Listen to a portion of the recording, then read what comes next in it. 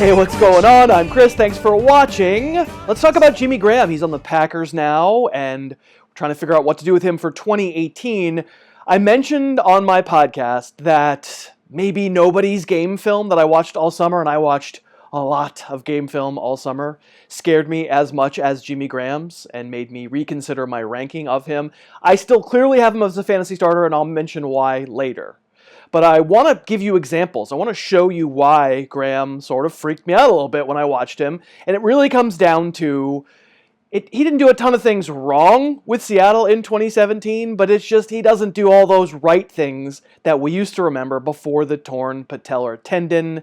And if you're drafting Jimmy Graham thinking that he can be that guy from 2014 or whatever, I think you're going to be sorely disappointed. Let's start out with maybe chronologically the first play that I watched, and in the watching in week 3 thought, uh-oh, maybe this isn't really Jimmy Graham anymore. So on this play, Graham lays a good block, gets out into the flat, and you'll see when he catches it right here, there's nobody within 10 yards. And not only doesn't Graham really accelerate at all, he runs, but he doesn't accelerate that much, but when number 26 right there, Logan Ryan, approaches him, what is that? That's like a weird jump. Is that Jimmy Graham remembering a time when he had a knee that allowed him to jump over people? I'm not going to rule a guy out for fantasy football entirely because he looks awkward trying to evade one tackle. But I don't think it's good. I don't think it's good, and in fact, I'm going to compare it to the old days. So this is 2014. I'm not going to really have that much to say by way of comparison. It's not exactly the same situation. Maybe he has a little more momentum going, but yeah, look, trust me when I tell you that going back and watching 4-year-old Jimmy Graham tape, it's an entirely different experience. You know, when you're watching pre-knee injury Jimmy Graham, you're feeling like you're watching the best athlete on the field at all times. And sometimes defenses just can't contain him. Okay, quick break. Let me thank DraftKings for sponsoring today. So I have this 2018 Player Profile Almanac, and you can get it free by making a first-time deposit of just $10 at DraftKings. Normally it costs $17, so this is a pretty good deal. Here's all you have to do. Click the link below me. It takes you over to DraftKings where you can register and make your first-time deposit of $10. Within 24 hours, we will send you my Player Profile Almanac. It's a 200-plus page PDF with everything you need to know for the entire 2018 season. Lots of jokes, lots of snark, lots of stats. You won't believe how in-depth this thing is. Go get it. Click that link, go over to DraftKings, and thanks again to DraftKings for sponsoring. Let's get back to a little Jimmy Graham film. So let's go back to this past season. This is against the Rams in week 5. So this is a 3rd and 10, and Russell Wilson's going to check it down. Gives you a chance, right? Throw a short one, gives you a chance. But again, I maintain, do we think there's a lot there in the open field? I think Graham knows where the sticks are, so I get it. You know, he's not going to make a ton of moves. He's trying to get to the marker, but takes him an extra beat to get his momentum going again. And does he really bring the power? Does he have the acceleration to create enough power? Mark Barron hits real good, and he hits him real good here, and he stops him short. Jimmy Graham outweighs Mark Barron by 40 pounds. Clearly, he didn't gather enough momentum there to get open. Remember what this guy used to look like? Let's see a clip from the good old days. All I really want to show here, this isn't so much power. This is leaping ability. I don't see this on film anymore. Against the Bengals here, Drew Brees can just line up and see Graham coming across the middle and just sky it. Put it up where only his guy can get it. And then just if we're contrasting athletic ability and sort of being the best athlete on the field, go back again to this season. This is against the Falcons, week 11. Pretty outrageous scramble by Russell Wilson. Around and around he goes. And I don't think you think when you're watching it live that it's going to lead to anything, but that's the magic of Wilson. And he somehow lofts it up there. There are a couple of Falcon defenders converging. Somehow it gets over them. That's an amazing throw. And yeah, Jimmy Graham loses his footing a little bit, okay.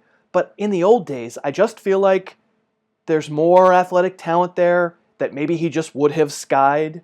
It's not a very athletic play, and yeah, people trip. He tripped in the old days. You could find times when guys fall down, but I just feel like he would sort of separate himself. He's got to make up for it by being in the right place and by not falling down.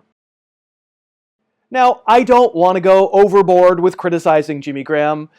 He was certainly a fantastic red zone weapon for the Seahawks last year. It got to the point where when Seattle got inside the 10, they would put Graham wide. They would see if they could get him isolated, and if they did, it didn't matter. Corner, safety, linebacker, they would almost always throw it to him. And if Green Bay does that this year, listen, Jimmy Graham's going to be a really good fantasy weapon. I'll show you a few examples where he looks pretty unstoppable. Now, I can go through these fairly quickly. Here it is back against the Rams again. Number 43, it's a safety. It's John Johnson. Box him out. I don't have a lot to say here. We don't have to leap when we're big. We just score a touchdown. How about Week 10 against the Cardinals? That's Antoine Bethea. Isolate the big guy on him. No problem. Same thing. If you see the isolation, you check to it, or you motion the isolation, it's a touchdown. And I could show you a bunch of them. Here's another one. We're back against the Falcons. What a surprise. We're inside the 5. Let's get him isolated. Now on a linebacker. That's Devondre Campbell, number 59 there. And cool. Same thing. You know, this is a pretty neat trick. We can make this work a lot of the time. This is a pretty neat trick. I could probably show you 4 more of those from last year alone. Here's one against the Giants. Same thing. You're going to look awfully familiar. Isolated one-on-one against a pretty fair corner. Number 20 right there, Janoris Jenkins. You know, based on what we just saw, we're hoping Graham wins this. And from the replay angle, you can see, you know, maybe a slight miscommunication between Graham and Russell Wilson. The ball may be thrown a little too far. But I don't know, a Skywalker, doesn't he get a hand on this? And I'll take you to another one. We're going back to a game where he'd already scored a touchdown, a short one. Sort of the same trick. This time it's Keanu Neal, one-on-one. Again, it looks right there like an overthrown ball, but sometimes that's what'll happen when the dude you're throwing to isn't quite exploding, right? Maybe exploding back away from the defender who's on him. You're not getting that on this play. And sometimes I think when the player isn't the greatest athlete, maybe it's the quarterback who looks like they made the mistake more than the tight end. It's easy to pick and choose plays to make a player look how you want him to look. This is sort of a trick of editing and play selection, right?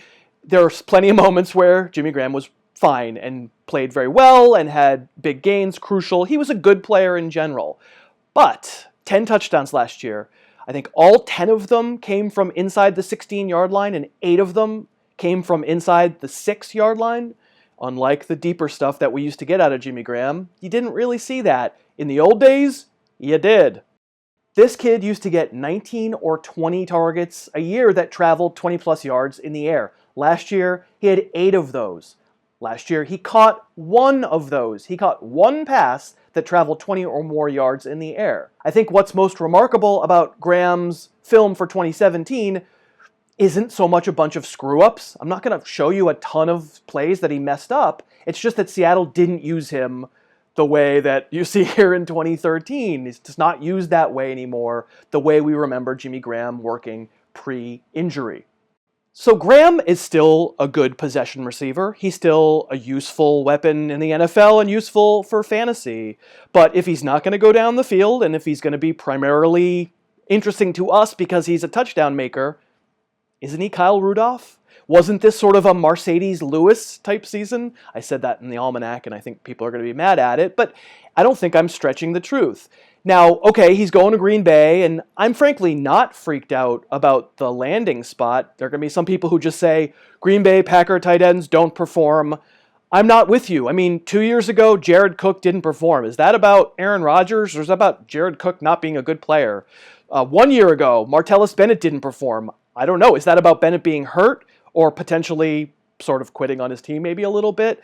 There's nothing about the Green Bay offense that shouldn't be good for a tight end. In fact, tight ends were sort of made in West Coast offenses. In fact, Kansas City and Philadelphia pretty much run the same offense, and I think Travis Kelce and Zach Ertz are just fine. If anything, the Packers run more ISO routes, and in the red zone, that's what we want from Graham. Aaron Rodgers, pretty good player. So it's not situation, and listen, it's not like I don't like Jimmy Graham. I have him 6 right now among fantasy tight ends. I just want to make the point that he's not the same dude. To watch his film from a long time ago is not to see the same player that we see now. It's more name if you're thinking elite than game. And unfortunately, that means don't reach for him. You can take him in the middle rounds if he falls to you, but if people love the name, I think you have to let someone else grab him. Thank you very much for watching this show. I hope you'll subscribe. We're really trying to build up the subscriber base, so please do that. Of course, listen to the podcast if you want. I've got ranks and almanacs and all sorts of stuff on harrisfootball.com. Thanks again for watching.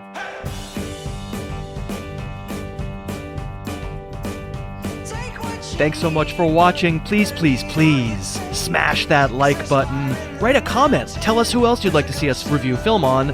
And of course, best of all, please subscribe to our channel.